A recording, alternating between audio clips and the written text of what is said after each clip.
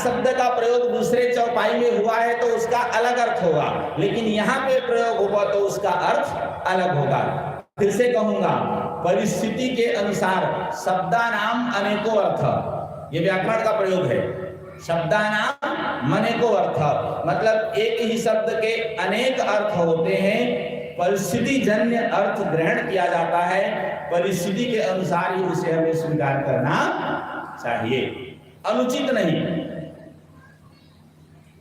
ताड़ना मीन्स परखना, जैसे हम सामान्य लोकाचार में भी बात में प्रयोग करते हैं ना, मैं उस व्यक्ति को देखते ही ताड़ गया। ताड़ गया मतलब समझ लिया, परख लिया। बोलचाल में भी आप लोग कहते हैं ना, मैं उस व्यक्ति को देखते ही ताड़ गया, परख लिया।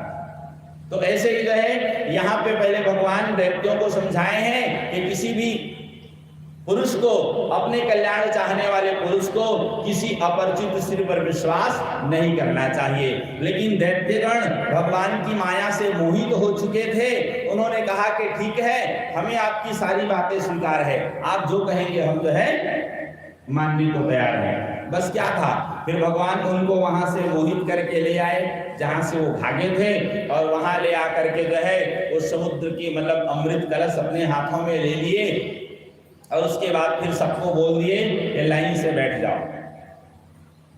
लाइन से तो दो पंक्ति बनी, एक पंक्ति में जो है दैत्यगण विराज गए, दूसरी पंक्ति में देवगण विराज गए। भगवान पहले सबके सम्मुख जो है घूमते रहे, और उसके बाद फिर देवगणों की पंक्ति से भगवान जो है अमृत पिलाना प्रारंभ कर दिए। जब देवगणों की पंक्ति से वैसे ही दैत्यगण जो है भगवान की माया से मोहित हो गए। वो देख रहे हैं लेकिन उनको समझ में नहीं आ रहा है कि क्या हो रहा है। कुछ लोगों को समझ में भी आ रहा है, तो क्या सोच रहे हैं पता है? वो ये सोच रहे हैं, अच्छा है ना, उधर पहले पिलाना शुरू किए तो पनियर पनियर लोगन पाए, और नीचे की गाढ़ा गाढ़ा हमन पापू,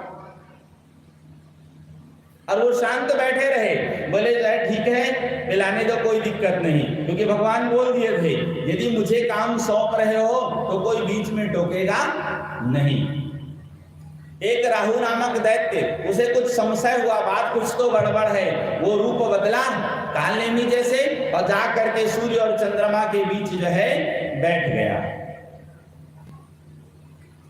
क्रम चलता रहा, भगवान ने देख लिया, भगवान को बात समझ में आ गई, भगवान से कोई बात छिपी हुई नहीं है, लेकिन भगवान बीच में रुके नहीं, उसको भी जो है अमृत पान करा दिए। लेकिन सूर्य और चंद्रमा को ये बात जो है अब जैसे भी संशय हुआ होगा, उन्होंने हल्ला की, बोले ये कोई जो है देव नहीं है, ये दैत्य हैं जो रूप बदल करके यहाँ आ विराजे।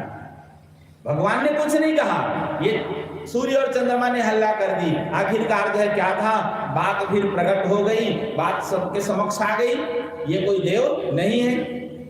फिर भगवान को अपने रूप में प्रकट होना हुआ, और राहु और केतु, राहु जो कल तक एक था अब वो भगवत कृपा से दो हो गए, राहु और केतु, फिर उनको देवगणों में ही भगवान मिला दिए। जो ग्रह कल तक 7 थे अब वो 9 पूर्ण ये छाया ग्रह के नाम से जो है फिर स्वीकार किए गए। अब यहाँ पे भी एक सुंदर भाव है, आप ध्यान देंगे, जब सूर्य और चंद्रमा ने पहचान लिया तो क्या भगवान को नहीं समझ में आया होगा? उनके सम्मुख आने से कोई बात छिपी नहीं रह जाती, उनसे कोई बात छिपी हुई तो जब उन्होंने पहचान लिया तो क्या भगवान नहीं पहचाने होंगे? लेकिन ये भगवान की लीला है, तब ऐसा संभव हुआ, उनकी इच्छा के बिना संभव। ये सत्य है, इन भावों को समझना है। और उसके बाद क्या था, जब सत्य बात दैत्यों को ज्ञात हुआ तो फिर यहीं पे भीषण संग्राम हुआ है, जो भविष्य में जो है देवासुर संग्राम के नाम से प्रसिद्ध हुआ। इसी संग्राम में दैत्यों की जो है ना बहुत हानि हुई है, यहां तक कहा कहें कि राजा बलि तक मारे गए। बाद में फिर उनको समझाया गया, बोले भैया एक काम करो, जो होना था सो हो गया, लड़ना झगड़ना बंद करो,